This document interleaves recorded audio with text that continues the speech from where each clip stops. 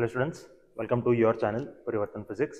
We are in the series of videos where we are learning MCQs, 1 mark MCQs for second PUC physics exam, and in today's video we'll deal with MCQs on magnetism and matter, right? Illivargu first 4 chapters agidava, idu namagu 5th chapter the video adari, right? Okay, let us begin the video then. So the first question is, the net magnetic flux through any closed surface kept in a magnetic field. So ಒಂದು magnetic field ಒಳಗೆ ನಾವು ಇಟ್ಕೊಂಡಂತ ಯಾವುದೋ ಒಂದು surface ಒಳಗೆ net magnetic field flux ಎಷ್ಟು ಇರ್ತದೆ ಅಂತ ಕೇಳ್ತಾರೆ. We know Gauss law in magnetism. So Gauss law in magnetism ಏನ್ ಸ್ಟೇಟ್ ಮಾಡ್ತದ್ರಿ? Net flux through any surface in magnetic field is 0 ಅಂತ ಹೇಳ್ತದ್ರಿ, right? So Gauss law states that net flux through any closed surface is always equal to 0. ನಾವು ಇದನ್ನ ಇನ್ನೊಂದು ವೇದಾಗ ನಾವು ಇದನ್ನ ತಿಳ್ಕೊಬಹುದು. ಏನಂತಂದ್ರೆ, ಈಗ ಫಾರ್ ಎಕ್ಸಾಂಪಲ್ ನಮ್ಗೆ ಇದೊಂದು ಏನದಪ್ಪ ಅಂತಂದ್ರೆ, let me say this is the magnetic field. ಇಲ್ಲಿ ಒಂದು ಸ್ಪಿಯರ್ ನ ತಗೋತೀನಿ. I will take a sphere. So ಆ ಸ್ಪಿಯರ್ ಒಳಗಡೆ ನೋಡ್ರಿ, how many magnetic fields are entering, magnetic field lines are entering, same number of magnetic field lines are exiting. ಅಂದ್ರೆ 3 lines ಅದ್ರೊಳಗೆ enter ಆದು, 3 ಲೈನ್ಸ್ ಅದ್ರಾಗಿಂದ ಎಕ್ಸಿಟ್ ಆದು. ಸೊ ಈಗ incoming flux ಏನಿರ್ತದೆ ಅದನ್ನ ನಾವು ಮೈನಸ್ ಅಂತ ತಗೋತೀವಿ, ಔಟ್ ಗೋಯಿಂಗ್ ಫ್ಲಕ್ಸ್ ನಾವು ಪ್ಲಸ್ ಅಂತ ತಗೋತೀವಿ, ಕರೆಕ್ಟ್? ಸೊ ಇವೆರಡು ಈಕ್ವಲ್ ಫ್ಲಕ್ಸ್ ಇರೋದ್ರಿಂದ 3 ಲೈನ್ಸ್ ಎಂಟರ್ ಆಗತ್ತಾವ, 3 lines exit ಆಗತ್ತಾವ.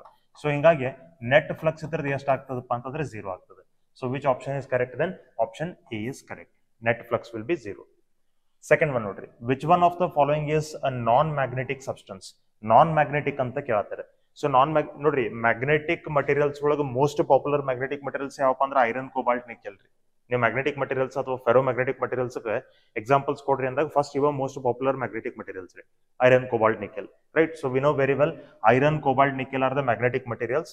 Brass is non-magnetic material. ಇದು ನಮಗೆ non-magnetic ಇರ್ತದ್ರಿ, right? Okay, let us go to the next question then. ನೋಡ್ರಿ, the SI unit of magnetic permeability.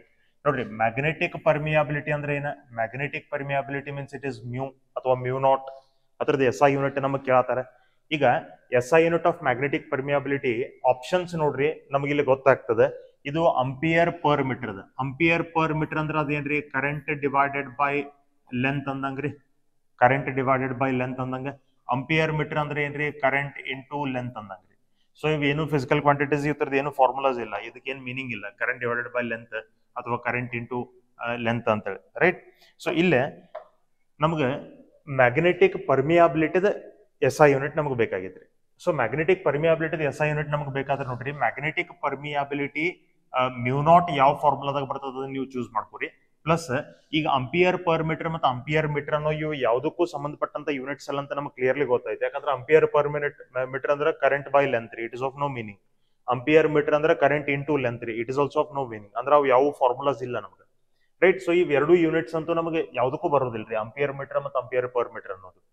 That's why ಈಗ ನಮ್ಗೆ ಉಳಿದಿರೋದು ಯಾವ್ದಪ್ಪ ಅಂತಂದ್ರೆ ಸಿ. ಹಂಗೆ ಎಲಿಮಿನೇಷನ್ ಮೆಥಡ್ ನೋಡ್ಲಿಕ್ಕೆ ಹೋದ್ರೆ ಇವೆರಡು ಎಲಿಮಿನೇಟ್ ಆದ್ರು, ಎ ಮತ್ತು ಬಿ ಅಂತೇಳಿ. ಸೊ ಸಿ ಆಪ್ಷನ್ ನಮ್ಗೆ ಕರೆಕ್ಟ್ ಆಗ್ತದೆ. ಅದನ್ನ ನಾವೀಗ ಡೆರೈವ್ ಮಾಡ್ಕೊಂಡು ನೋಡೋಣ, ಯಾಕಂದ್ರೆ ಅದು ನಿಮ್ಗೆ ಒಂದ್ ಕಡೆ ಯೂಸ್ ಆಗ್ಬಹುದು. ಸೊ ಈಗ ಹೆನ್ರಿ ಪರ್ ಮೀಟರ್ ಅದ್ರದ್ದು ಯೂನಿಟ್ ಅಂತ ನಮ್ಗೆ ಗೊತ್ತಾಯ್ತು. ಸೊ ಹೆನ್ರಿ ಬರಬೇಕು. ಹೆನ್ರಿ ಅಂದ್ರೆ ಯಾವ ತರದ ಯೂನಿಟ್ ರೀ? ಇಂಡಕ್ಟನ್ಸ್ ಯೂನಿಟ್ ರೀ. ಸೆಲ್ಫ್ ಇಂಡಕ್ಟನ್ಸ್, ಮ್ಯೂಚುವಲ್ ಇಂಡಕ್ಟನ್ಸ್ ಅಂತ ನಾವೇನ್ ತಗೋತೀವಿ. ಸೊ ಈಗ ಸೆಲ್ಫ್ ಇಂಡಕ್ಟನ್ಸ್ ಅನ್ನೋ ಟರ್ಮ್ ನಮ್ಗೆ ಬರ್ಬೇಕಾದ್ರೆ flux is equal to L into I ಅಂತ ಬರೀಬೋದ್ರಿ. Self inductance, L means self inductance, correct? ಇನ್ನ ಏನ್ ಮಾಡ್ಬೋದು? ಫ್ಲಕ್ಸ್ ಅದ ಮತ್ತೊಂದು ಫಾರ್ಮುಲಾನ ಇಲ್ಲಿ ಚೂಸ್ ಮಾಡ್ಕೋತೀನಿ. Flux is equal to B A cos theta ಅಂತ ಇರ್ತದೆ, ನಾ ಕಾಸ್ ಥೀಟಾ ಬಿಟ್ಬಿಡ್ತೀನಿ, ರೈಟ್? ಈಗ ಇದನ್ನ ಎರಡನ್ನೂ ಈಕ್ವೇಟ್ ಮಾಡ್ಕೋರಿ. So what will get L I is equal to B into A ಅಂತ ನಿಮಗೆ ಬರ್ತದೆ, ಕರೆಕ್ಟ್? ಸೊ ಈಗ ನಮ್ಗೆ ಎಲ್ ಐ ಇನ್ ಬಿ ಅಂತಂದ್ರೆ ನಾ ಬಿ ಜಾಗದಾಗ ನೀವು ಯಾವ್ದು ಫಾರ್ಮುಲಾ ಸಬ್ಸ್ಟಿಟ್ಯೂಟ್ ಮಾಡ್ರಿ. ಮ್ಯಾಗ್ನೆಟಿಕ್ ಫೀಲ್ಡ್ ಯಾವ್ದು ಫಾರ್ಮುಲಾ ಸಬ್ಸ್ಟಿಟ್ಯೂಟ್ ಮಾಡ್ರಿ, ರೈಟ್? ನಾ ಈಗ ಏನ್ ಮಾಡ್ತೀನಿ, ಮ್ಯಾಗ್ನೆಟಿಕ್ ಫೀಲ್ಡ್ ಇರೋದು at the centre of the coil formula mu naught I divided by 2r ಅಂತ ಏನದಲ್ಲ, ಈ ಫಾರ್ಮುಲಾನ ಸಬ್ಸ್ಟಿಟ್ಯೂಟ್ ಮಾಡ್ಕೋತೀನಿ. Magnetic field at the centre of the circular coil, right? ಆ ಫಾರ್ಮುಲಾನ ಸಬ್ಸ್ಟಿಟ್ಯೂಟ್ ಮಾಡ್ಕೋತೀನಿ. Mu naught I divided by 2r ಅಂತ ಹೇಳಿ, okay? ಇದು area ನಮಗೆ.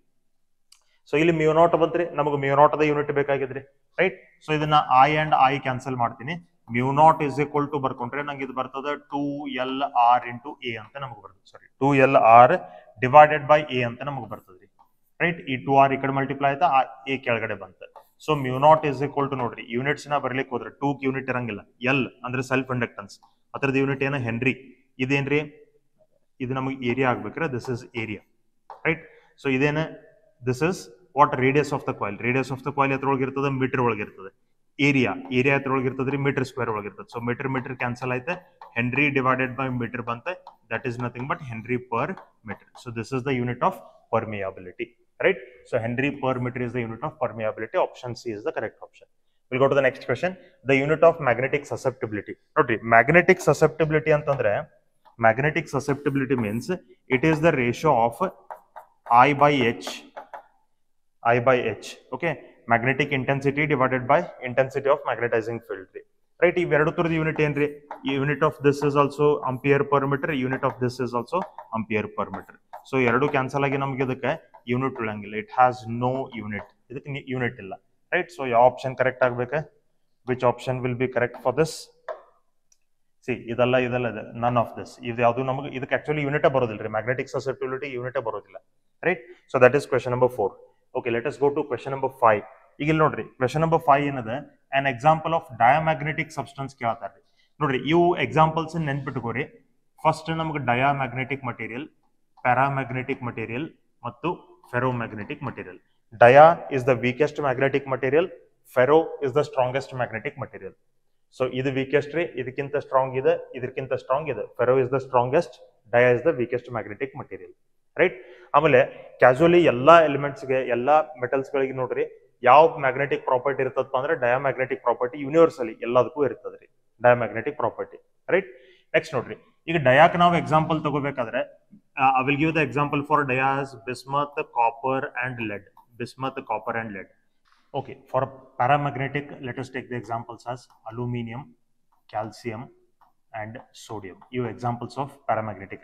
Ferromagnetic material ka examples iron, cobalt, nickel. These are the most popular ferromagnetic materials, right? ಈಗ ನಮಗೆ ಏನು ಕೇಳಿದಾರೆ, diamagnetic substance ಅದ ನಮಗೆ ಏನು ಕೇಳತ್ತಂತ ಅಂದ್ರೆ ಎಕ್ಸಾಂಪಲ್ ಕೇಳತ್ತ. ಸೊ ಡಯಾಮ್ಯಾಗ್ನೆಟಿಕ್ ಎಕ್ಸಾಂಪಲ್ ಯಾವ್ದ್ರಿ? ಇಲ್ಲಿರುವಂತದ್ದು ನೋಡ್ರಿ, aluminium is paramagnetic, iron is ferro, nickel is also ferro. So copper is the diamagnetic substance, right? Okay, let us go to the next question then. Okay, sixth one note, the universal property of substances. Ella substances ge universally iruanta property yavadu andre diamagnetism, right? Yakandre ellanu magnetic irangilri, right? ಕೆಲವೊಂದು magnetise ಆಗ್ತಾವ, ಕೆಲವೊಂದು magnetise ಆಗಂಗಿಲ್ಲ. ಎಲ್ಲಾನು ಯಾವುದು initially ಯಾವ magnetise ಇರೋದಿಲ್ಲ, right? So diamagnetism is the universal property of all substances ಅಂತ ನಾ ಹೇಳ್ತೀನಿ. ನೆಕ್ಸ್ಟ್ ಸೆವೆಂತ್ ಒನ್, ಇದು ನೀವು ನೆನ್ಪಿಟ್ಕೊಂಡಿರ್ಬೇಕ್ರಿ, ನಿಮ್ಗೆ ಗೊತ್ತಿರ್ಬೇಕಷ್ಟೇ, ಬೇರೆ ಏನಿಲ್ಲ, ಇದಕ್ಕೇನು ಎಕ್ಸ್ಪ್ಲನೇಷನ್ ಕೊಡ್ಲಿಕ್ಕೆ ಬರೋದಿಲ್ಲ. Universal property of all substances diamagnetic, right? Seventh question, which magnetic materials have negative susceptibility? ಇಲ್ಲ ನೋಡ್ರಿ, I have given you the range of susceptibility, relative permittivity and permeability for all three materials, diamagnetic, paramagnetic and ferromagnetic. So ಈ table ನಾವು ನೆನ್ಪಿಟ್ಕೋಬೇಕ್ರಿ. ಈಗ ನಮಗೆ question ಎತ್ರ ಮೇಲೆ ಅದಪ್ಪ ಅಂತಂದ್ರೆ magnetic materials have negative susceptibility ಕೇಳ್ತಾರೆ. ಸೊ ಸಸೆಪ್ಟಿಬಿಲಿಟಿ ಇಲ್ಲದೆ ನಮಗೆ ದಿಸ್ ರೋ ಸಸೆಪ್ಟಿಬಿಲಿಟಿ. ನೆಗೆಟಿವ್ ಇಲ್ಲದ ನೋಡ್ರಿ, ಡಯಾಮ್ಯಾಗ್ನೆಟಿಕ್ ನೋಡ್ರಿ -1 ದಿಂದ 0 ಅಂದ್ರೆ 0ಕ್ಕಿಂತ ಕಡಿಮೆ ಇದೆ ಅಂದ್ರೆ ಇದೇನ ನೆಗೆಟಿವ್, ಇದು 0ಕ್ಕಿಂತ ಜಾಸ್ತಿ ಇದೆ ಪಾಸಿಟಿವ್, ಇದಂತೂ ಬಹಳ ದೊಡ್ಡದ, ಕರೆಕ್ಟ್? ಸೊ ಯಾವ್ದಕ್ಕೆ ನೆಗೆಟಿವ್ ಇರ್ತದ್ರಿ?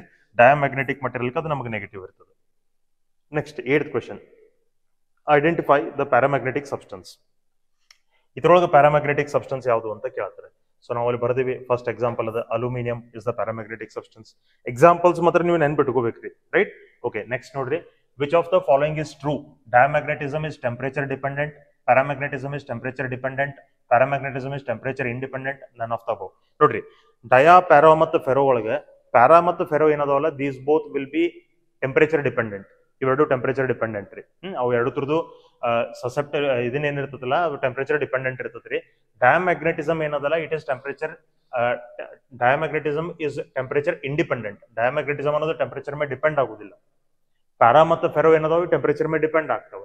ಇಲ್ಲಿ ಅವ್ರು ಏನ್ ಕೊಟ್ಟಿದ್ದಾರೆ, ಡಯಾಮ್ಯಾಗ್ನೆಟಿಸಮ್ ಇಸ್ ಟೆಂಪರೇಚರ್ ಡಿಪೆಂಡೆಂಟ್ ಅಂತ ಕೊಟ್ಟಿದ್ದಾರೆ. So that is not correct, right? Paramagnetism is temperature dependent, ಇದು ಕರೆಕ್ಟ್ ರೀ, ರೈಟ್? ಪ್ಯಾರಾಮ್ಯಾಗ್ನೆಟಿಸಮ್ ಟೆಂಪರೇಚರ್ ಮೇಲೆ ಡಿಪೆಂಡ್ ಇರ್ತದೆ, ಆಮೇಲೆ ಫೆರೋಮ್ಯಾಗ್ನೆಟಿಸಮ್ ಟೆಂಪರೇಚರ್ ಮೇಲೆ ಡಿಪೆಂಡ್ ಇರ್ತದೆ, right? So second option will be correct. ಒಂದೇ ಆಪ್ಷನ್ ಕರೆಕ್ಟ್ ಇರ್ತದೆ, ನೀವು ಮುಂದೆ ನೋಡೋ ಅವಶ್ಯಕತೆ ಇಲ್ಲ. Magnetic permeability is maximum for magnetic permeability. ನೋಡ್ರಿ, where is magnetic permeability? Here it is. ಯಾವ್ದಕ್ಕೆ ಮ್ಯಾಕ್ಸಿಮಮ್ ಅದ ನೋಡ್ರಿ, magnetic permeability is maximum for ಫೆರೋಮ್ಯಾಗ್ನೆಟಿಸಮ್. Obviously, ಯಾಕಂದ್ರೆ ferromagnetism is strongest magnetic material. So maximum ಯಾವ್ದಕ್ಕೆ ಇರ್ತದಪ್ಪ ಅಂದ್ರೆ ಫೆರೋಮ್ಯಾಗ್ನೆಟಿಕ್ ಸಬ್ಸ್ಟೆನ್ಸ್ ನಮಗೆ ಮ್ಯಾಗ್ನೆಟಿಕ್ ಪರ್ಮಿಯಾಬಿಲಿಟಿ ಮ್ಯಾಕ್ಸಿಮಮ್ ಇರ್ತದ್ರಿ, ರೈಟ್? 11th ಕ್ವೆಶ್ಚನ್ ನೋಡ್ರಿ, the temperature at which a ferromagnetic material becomes paramagnetic. ನೋಡ್ರಿ, ಕ್ಯಾಶುವಲಿ ಏನಾಗ್ತದಪ್ಪ ಅಂದ್ರೆ ನೀವು ಈಗ ಒಂದು ಮ್ಯಾಗ್ನೆಟಿಕ್ ಮಟೀರಿಯಲ್ ತಗೊಂಡಿದ್ದೀರಿ ಅಂತ ಇಟ್ಕೋರಿ. ಮ್ಯಾಗ್ನೆಟಿಕ್ ಮಟೀರಿಯಲ್ ಈಗ ಫಾರ್ ಎಕ್ಸಾಂಪಲ್ ಇದು ಫೆರೋಮ್ಯಾಗ್ನೆಟಿಕ್ ಮಟೀರಿಯಲ್ ಅದ, ಇದನ್ನ ನೀವು ಏನ್ ಮಾಡ್ತೀರಿ, ಹೀಟ್ ಮಾಡ್ಕೋತ ಹೋಗ್ತೀರಿ. You will start heating this. So ಅದರದ ಟೆಂಪರೇಚರ್ ಏನಾಗ್ತದಪ್ಪ ಅಂದ್ರೆ ಹೆಚ್ಚಾಗ್ತದೆ. ಟೆಂಪರೇಚರ್ ಹೆಚ್ಚಾಯ್ತಪ್ಪ ಅಂತಂದ್ರೆ ಈ ಮಟೀರಿಯಲ್ ಇರುವಂತ ಮ್ಯಾಗ್ನೆಟಿಕ್ ಪ್ರಾಪರ್ಟೀಸ್ ಏನದಾವಲ್ಲ ಆ ಮ್ಯಾಗ್ನೆಟಿಕ್ ಪ್ರಾಪರ್ಟೀಸ್ಗಳು ನಮಗೆ ಕಡಿಮೆ ಆಗ್ತಾವ. ಅಂದ್ರೆ ಅದು ಮ್ಯಾಗ್ನೆಟ್ ಸ್ಟ್ರಾಂಗ್ ಮ್ಯಾಗ್ನೆಟ್ ಆಗಿ ಏನಿತ್ತಲ್ಲ ಆ ಸ್ಟ್ರಾಂಗ್ ಮ್ಯಾಗ್ನೆಟ್ ಇದ್ದದ್ದು ವೀಕ್ ಆಗ್ಲಿಕ್ಕೆ ಶುರು ಆಗ್ತದೆ. ಯಾವಾಗ when you start increasing the temperature of that ferromagnetic material. ಯಾಕಂದ್ರೆ ಅದಕ್ಕೆ ಮ್ಯಾಗ್ನೆಟಿಕ್ ಪ್ರಾಪರ್ಟೀಸ್ ಗಳನ್ನ ಅದು ಲೂಸ್ ಮಾಡ್ಕೊಳ್ಳಿಕ್ಕೆ ಸ್ಟಾರ್ಟ್ ಮಾಡ್ತದೆ. By heating it will get loosed, right. So ಈಗ ಫೆರೋ ನೀವು ಹೀಟ್ ಮಾಡ್ಲಿಕ್ಕೆ ಶುರು ಮಾಡ್ರಿ, ಟೆಂಪರೇಚರ್ ನೀವು ಹೆಚ್ಚು ಮಾಡ್ಲಿಕ್ಕೆ ಶುರು ಮಾಡ್ರಿ ಅಂದ್ರೆ ಫೆರೋ ಇದ್ದದ್ದು ನಮ್ಗೆ ಏನಾಗ್ಬೇಕ್ರಿ ಅದ್ರ ನೆಕ್ಸ್ಟ್ ಫೆರೋದ ನೆಕ್ಸ್ಟ್ ನಮಗೆ ವೀಕ್ ಮಟೀರಿಯಲ್ ಯಾವ್ದ್ರಿ ಪ್ಯಾರಾದ ನೆಕ್ಸ್ಟ್ ಯಾವ್ದ್ರಿ ಡಯಾ.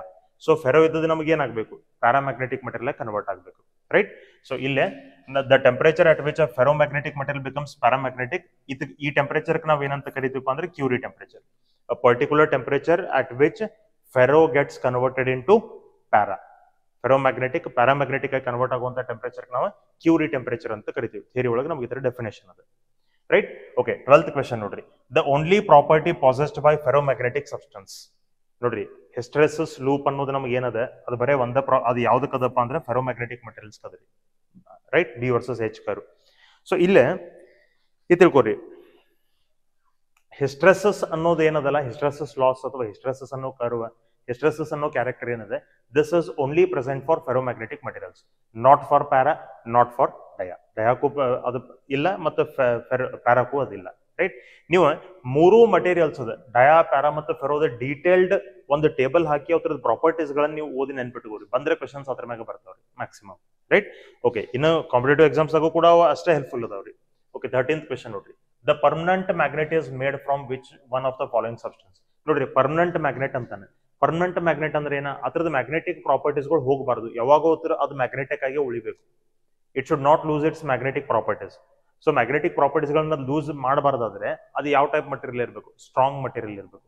ಸೊ ಸ್ಟ್ರಾಂಗೆಸ್ಟ್ ಮಟೀರಿಯಲ್ ಯಾವುದು, ferromagnetic material. So permanent magnet ತಯಾರು ಮಾಡ್ಲಿಕ್ಕೆ ಏನ್ ಯೂಸ್ ಮಾಡ್ತಾರಪ್ಪ ಅಂದ್ರೆ ಫೆರೋಮ್ಯಾಗ್ನೆಟಿಕ್ ಸಬ್ಸ್ಟೆನ್ಸ್ ಯೂಸ್ ಮಾಡ್ತಾರೆ. 14th question. If the magnetising field on a ferromagnetic material is increased, its permeability, what happens to permeability ಅಂತ ಕೇಳತ್ತಾನೆ. ಇಲ್ಲಿ ನೋಡ್ರಿ, permeability is equal to B by H ಅಂತ ನಮಗೆ ಫಾರ್ಮುಲಾ ಅದ, correct. What is B, magnetic induction. What is H, intensity of magnetising field, ಅಂದ್ರೆ field intensity ಅದು H. So ಇದು H ನೀವು ಇನ್ಕ್ರೀಸ್ ಮಾಡಿದ್ರೆ ಪರ್ಮಿಯಾಬಿಲಿಟಿ ಏನಾಗಬೇಕಂತ ಕೇಳ್ತಾರೆ. So H is inversely proportional to mu. So ನೀವು H ಇನ್ಕ್ರೀಸ್ ಮಾಡಿದ್ರೆ ಪರ್ಮಿಯಾಬಿಲಿಟಿ ಡಿಕ್ರೀಸ್ ಆಗಬೇಕು. So which option is correct? Option A is correct.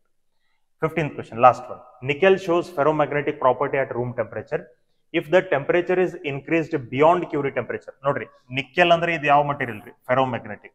ಆ ಫೆರೋಮ್ಯಾಗ್ನೆಟಿಕ್ ಅನ್ನ ಅದರದ ಟೆಂಪರೇಚರ್ ಹೆಚ್ಚು ಮಾಡ್ಕೊಂಡು ಹೊಂಟಿದಾರ್ರಿ, ಟೆಂಪರೇಚರ್ ಇಸ್ ಇನ್ಕ್ರೀಸ್ಡ್. ಆಮೇಲೆ ಕ್ಯೂರಿ ಟೆಂಪರೇಚರ್ ದಾಟಿದ ಕೂಡಲೇ ಅದು ಏನಾಗಬೇಕಂತ ಕೇಳ್ತಾರೆ. ನಾವು ಆಗಲೇ ಒಂದು ಕ್ವೆಶ್ಚನ್ ಡಿಸ್ಕಸ್ ಮಾಡಿದ್ವಿ.